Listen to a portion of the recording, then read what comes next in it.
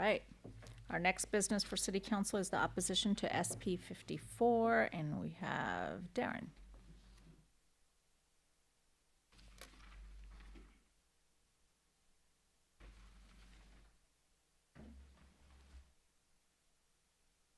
Good evening, Mayor and City Council members. Darren Gale, your Economic Growth and Public Affairs Manager.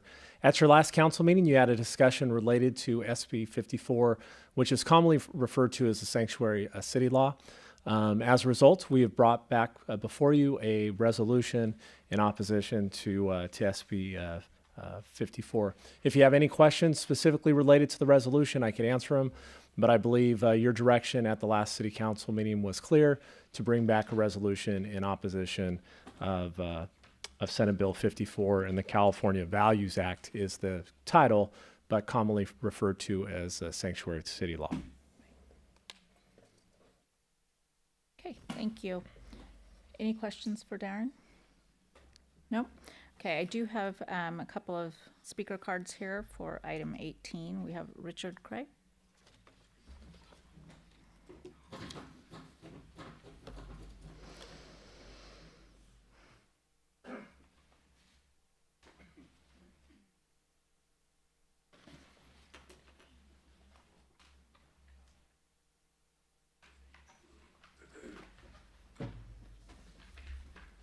With the council's permission, Mr. Westmoreland and I have agreed that he would speak first. Would that be all right?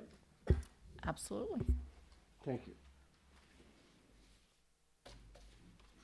Good evening, Council. I rise tonight in a strong opposition to this resolution. Is this Brad? Brad Westmoreland, yeah. Okay, can you go ahead and state your address as well? 1085 Courtyard Drive. Thank you. I attended the last City Council meeting when this issue came up. And quite frankly, I was a bit troubled by some of the statements by some members of the public during that meeting. Some of those statements demonstrated a clear and frankly disturbing tinge of prejudice that I don't believe comports with what our vision is for the city. Although I do want to recognize Vice Mayor Harris's efforts to steer that conversation away from some pretty rocky territory, and commend him for that. But I've also heard some troubling statements from council members regarding this issue. During the meeting, council made it clear that the foundation for its claim that the sanctuary state law, as it's known, should be opposed was that it was its belief that this law is unconstitutional. If I could summarize the council's argument, council believes that SB 54, which is a state law, conflicts with federal immigration laws and thus is unconstitutional. I was struck by two things when I walked away from that council meeting. First, I was struck by how off-base council's assessment was of SB 54's constitutionality. Second, I was struck by how easily each council member was able to make such bold claims about a law's constitutionality when not one of the council members has any formal legal training, and much less a license to practice law in this state. Now, that's not a knock on anybody. Lord knows there are plenty of lawyers that I can confirm to in the room right now, and I think that's more than plenty for everybody here. But under these circumstances, I think it's important to remember that when an issue carries strong feelings, as this one does, it's important to be cautious and exercise temperance in these pronouncements. I just want to make two recommendations and requests tonight.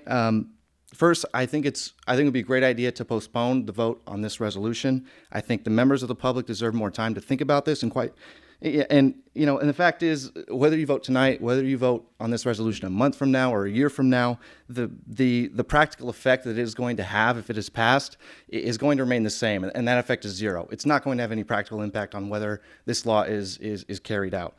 Second, before you vote on this resolution, I ask that council release to the public the documents or the legal memo, the legal research, the opinion that it relied on, perhaps provided by the city attorney, when it came to the conclusion that this law was unconstitutional. I think not only will that demonstrate to the residents of Yuba City that these pronouncements were not made arbitrarily, but also it would give members of the public an opportunity to be better informed about an issue and come to their conclusions that way. So with that, I yield the rest of my time to Richard.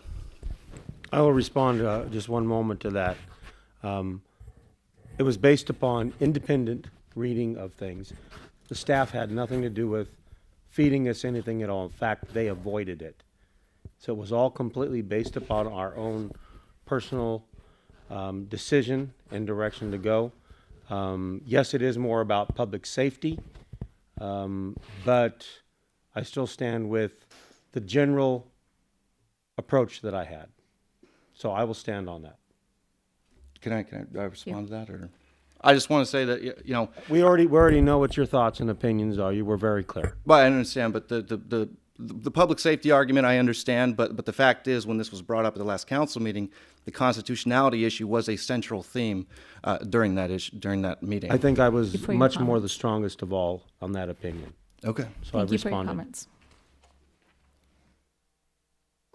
Next, we have Richard Cray.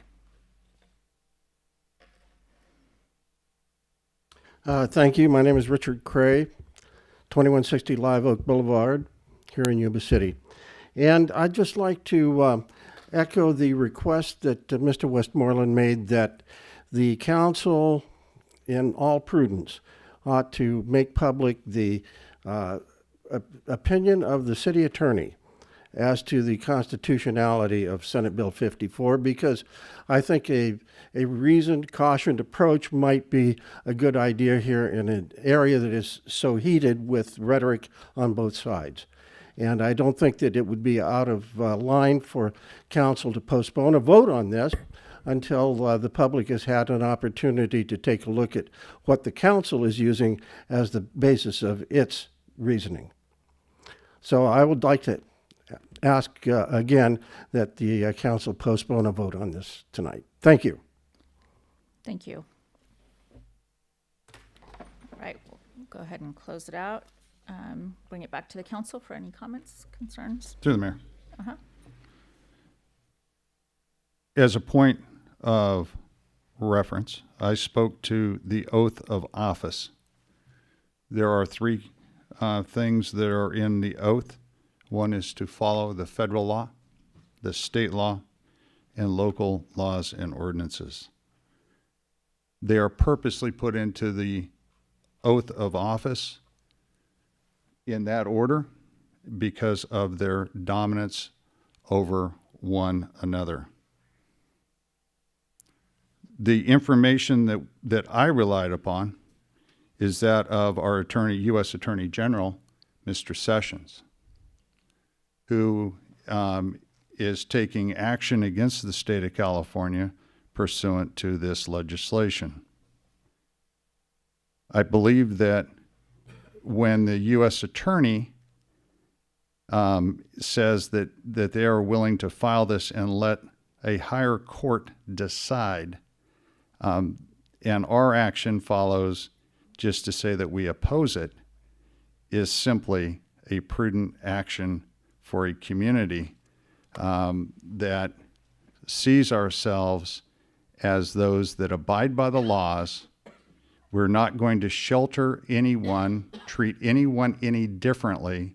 If there was any bias or any other piece of law that caused prejudice, this law selects out a class of individual and gives them a higher level of protection than any other American. That is a prejudice action. This action of this board simply says, we don't agree with it. We're going to follow what the state law is. We just don't agree with this legislative action that was taken in the state of California. Okay, thank you. Any other comments? We have direction for staff. Action. I'd move to approve. I second. Okay. All in favor? Aye. Aye. Any opposition? Okay, thank you.